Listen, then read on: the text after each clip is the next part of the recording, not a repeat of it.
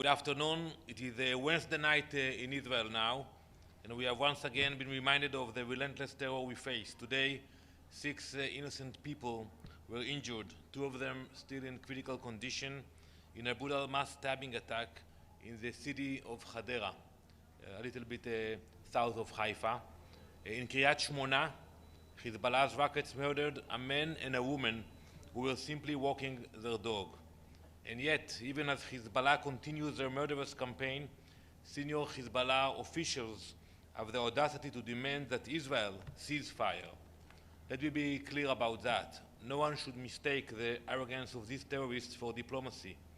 Hezbollah calls for a ceasefire while simultaneously murdering Israeli civilians with their rockets.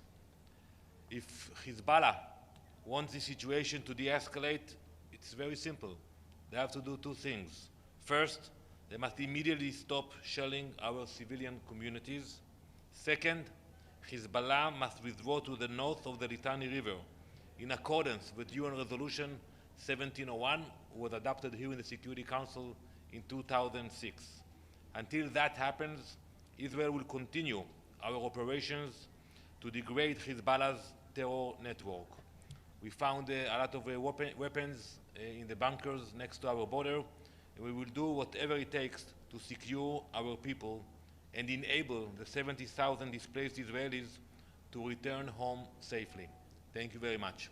Ambassador, thank you. It's Pamela Falk from U.S. News and World Report. First, you mentioned 1701.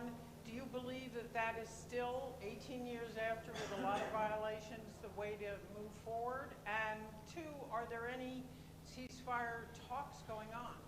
So first, indeed, we believe in the language of Resolution 1701, but not in the implementation, because what we have seen that it was very hard to enforce. So basically, if Hezbollah terrorists will be north of the Litani River, and you're going to have the presence of the Lebanese army and UNIFIL, I think we should think about how to enforce it. But overall, we said it clearly, that's the goal of our operation. And I think we have heard similar voices from members of the Security Council. And on ceasefire talks? So as I mentioned earlier, you don't need to talk about ceasefire. Hezbollah should stop targeting Israel. That's it. And I want to remind everybody that it started on October 8th, the attacks against Israel, without any provocation from Israel. Thank you. Ambassador, hi, Margaret Bashir, Voice of America. Janine Hennis-Pleshert, the Special Coordinator for Lebanon, was briefing us about an hour ago. And about the Lebanon, the Beirut airport, she said that Israel had said that they have no intention of bombing it or making it inoperable.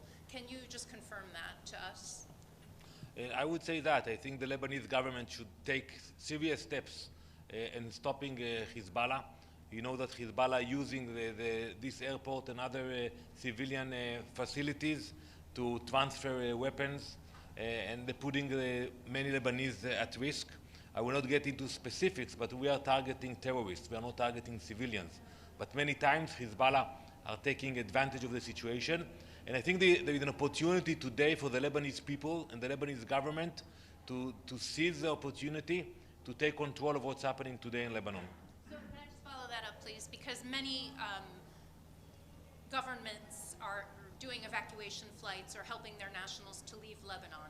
Can you reassure them that they, from your end, will be safe if they are traveling on the roads to the airport or in the civilian airport? So I said it, we are not targeting civilians, but at the same time, if we will find Hezbollah activities or intention to launch rockets into Israel, we will do what any other country will do about it. Ambassador, the UN Special Coordinator also spoke about the need for some sort of enforcement mechanism for 1701. What does enforcement of that resolution look like to Israel? What's needed?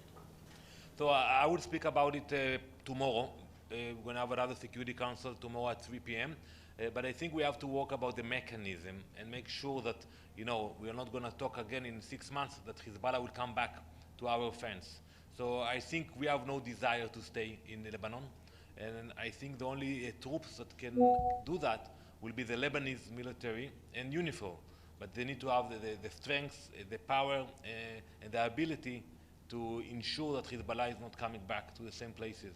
And I cannot go into detail, but what we found, including tunnels and a lot of infrastructure on the border, it proved that both UNIFIL and the Lebanese army were not effective in the last 18 years. So do you think the Security Council needs to give UN peacekeepers clearer rules to enforce, to do their job? I think we are not there yet, but once we will be able to reach the position that Hezbollah is not there, UNIFIL presence should be discussed, enforced, and also the Lebanese military. Ambassador, could we just ask you about Netanyahu's call with President Biden? Can you give us any sort of readout? How close is Israel to having decided what its targets will be vis-a-vis Iran, and when that might happen? So the readout will come out shortly of the call, but it was a positive call, and we appreciate the support of the US. And as we stated earlier, Israel will retaliate for the attack, and I want to make it clear. It was the largest attack in history, what we experienced last week coming from Iran. We will choose the locations. It will be painful for the Iranian regime. Thank you very much.